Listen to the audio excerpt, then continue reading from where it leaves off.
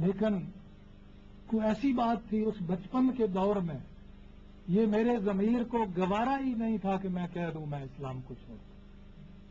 لیکن اس میں میرا کمال نہیں تھا. یہ بعد میں نے جب علم دین پڑھا تو پتہ چلا کہ جن لوگوں نے نبی اکرم صلی اللہ علیہ وسلم کی وساطت سے اسلام قبول کیا ہے، وہ بچے ہوں یا بوڑھے ہوں یا جوان ہو یا مرد ہو یا عورت ہو، وہ ہر قربانی دے سکتا ہے لیکن ایمان کی قربانی نہیں دے سکتا. یہ کمال تو میرے آقا کا تھا، میرا تو اس میں کچھ بھی نہیں تھا. ایک دن کا ایک واقعہ بتاتا ہوں. ایک پنڈت صاحب کو والد صاحب نے بلایا، میں اسے تبلیغ کرو، سمجھاؤ، نہیں سمجھتا تو آج میں ایسے قتل کر دوں. وہ پنڈت صاحب باتیں کرتے رہے، اعتراض وغیرہ ہوتے رہے، میں جواب دیتا رہا.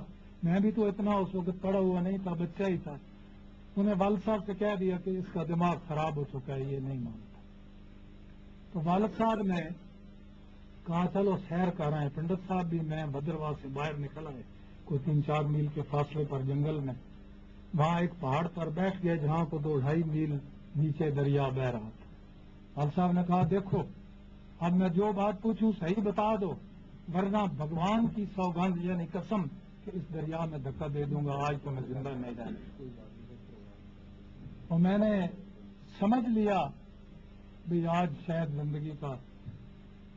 میں نے کہا جی جو بات آپ پوچھیں گے میں صحیح بتاؤں گا کہ وہ دماغ سے گندگی نکال دیں.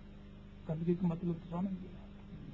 میں نے کہا ابا جان وہ تو 3-4 ماہ ہوئے میں اپنا دماغ پاکیزہ بنا چکا. اور لاٹھی ان کے ہاتھ میں تھی، مارنا شروع کیا کہ مجھے یاد ہے کہ میری قمیض اور سلوار خون سے لال ہو چکی تھی. جب کہیں گرنے لگا آخر کو حد ہوتی ہے مار کھانے کی. پنڈت صاحب نے کہا کہ مر جائے گا، بچہ ہے، اب اتنی مار کھانے کے بعد اسلام پہ قائم نہیں رہ سکتا. والد صاحب نے کہا سامنے پتھر پہ بیٹھ جاؤ، 5 منٹ دیتا ہوں سوچنے کے لیے. میں وہ بیٹھ گیا. میری سوچ کیا تھی وہ میں آپ کو بتاتا ہوں. میں نے رب تعالیٰ سے بات کی. جو آج کل ہم کنیکشن توڑے ہوئے ہیں مسلمان، ورنہ مخلوق کو حق ہے جب کوئی پریشانی آئے تکلیف آئے اپنے اللہ پاک سے بات کرے. لیکن وہ بات تب ہوتی ہے جب کنیکشن دلی قائم ہو. جب ٹوٹا ہوا ہو تو پھر بات کرنے کا کوئی فائدہ. تو مجھے یہاں ایک مثال یاد آئی. حضرت اورنگزیب رحمۃ اللہ علیہ کہیں جنوبی ہند کی طرف جا رہے تھے تو خواجہ معین الدین اجمیری علیہ رحمت کے مزار کے پاس سے گزرے تو جو مصنون ہے کہ فاتحہ پڑھتے جائیں. فاتحہ پڑھنے جا رہے تھے، وہاں سین میں ایک اندھا بیٹھا تھا، دعا مانگ رہا تھا یا اللہ مجھے بھی بینائی دے، میں تیری دنیا کی رنگینیاں دیکھ سکتا. حضرت اورنگزیب رک گئے. جب وہ اندھا دعا کر چکا پوچھا بڑے میاں کتنا عرصہ ہو گیا ہے دعا کرتے ہوئے؟ 14 سال ہو گئے. نہیں نظر ملی؟ نہیں. سن لو میں اورنگزیب بادشاہ ہوں، یہ جلاد چھوڑ کر جا رہا ہوں، اگر اور فاتحہ پڑھنے کے بعد تک اگر تمہاری نظر نہ ہوئی یہ تمہاری گردن اڑا دے. بس یہ کہا اندر تشریف لے کے. فاتحہ پہ کتنی دیر لگتی ہے.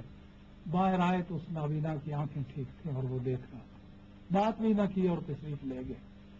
ہمارا ادھر آنے کا حضرت آپ نے آج یہ کیا یہ کرامت دکھائی ہے؟